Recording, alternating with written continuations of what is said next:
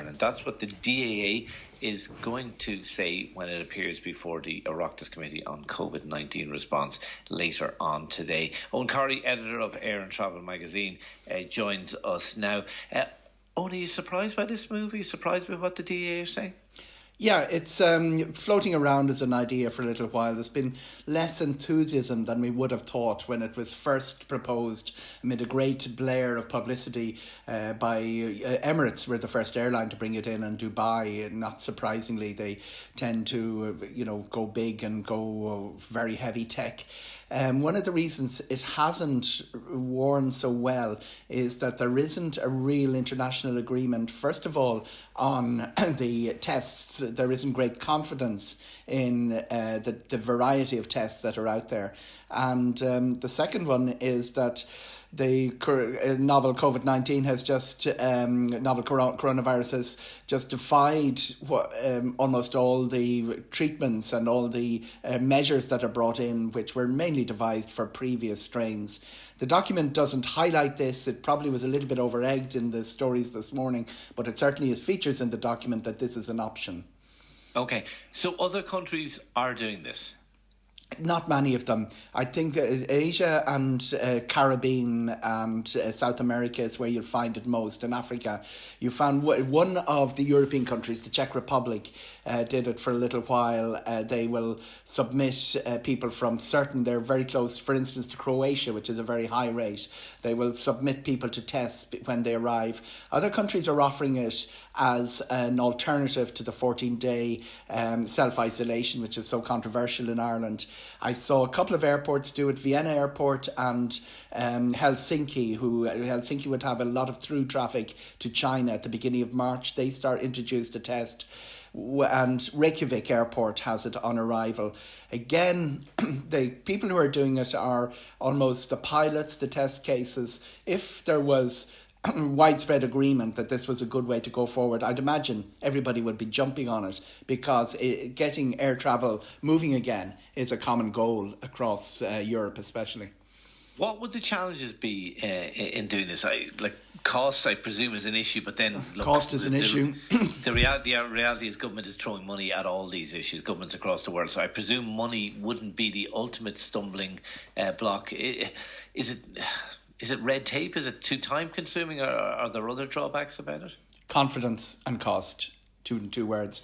Nobody has great confidence that it will weed out everybody, and if you're putting the investment in, you really want it to be hitting everyone. Obviously, what's throwing the whole reopening of the borders out of sync is the asymptomatic passenger, which nobody's got a solution around. I noticed the cost of it was about €190, and the passenger was required to pay for it because nobody wants to pay for it. Dublin Airport, when they've discussed this, said if we're not paying for it, either the government or the airlines say we're not paying for it. So it will come back if it's introduced to the government. Reykjavik, the €190 is about the cost that, and I think our cost per test is around €200. That's what we're paying within the health service for a very involved test, which would have great credibility and is used by the health service to screen out people and people who are arriving in hospitals. I noticed that some of the costs have come down. Reykjavik came from nearly over €300 down to €75. It does add a huge amount to a low-cost fare if you're flying Ryanair to throw another 190 onto it. Someone paying a lot of 10 or 12,000 for a honeymoon wouldn't be that big a deal.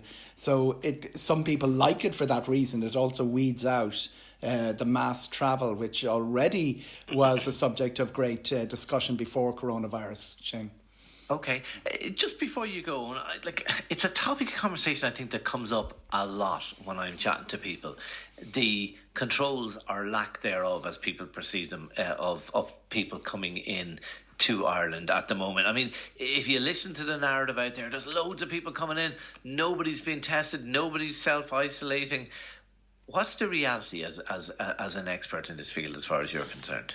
Traffic is around 10% of what it would be at this time of the year. We're getting about 13,000 through Dublin Airport, for instance. That's 6,500 arrivals, 6,500 leaving.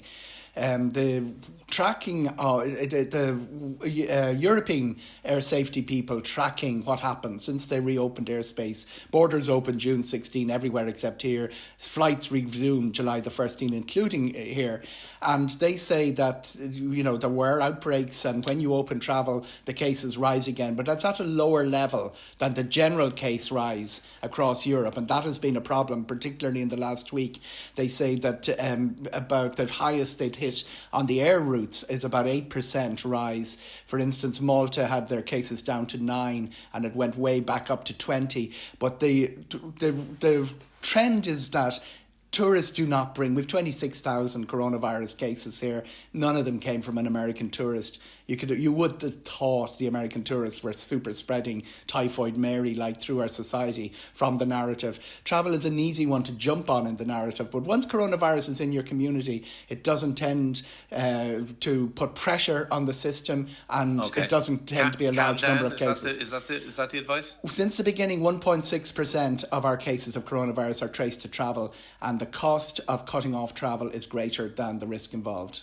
Okay, Eoghan Corry, editor of Air and Travel magazine. Thank you, Shane. Indeed for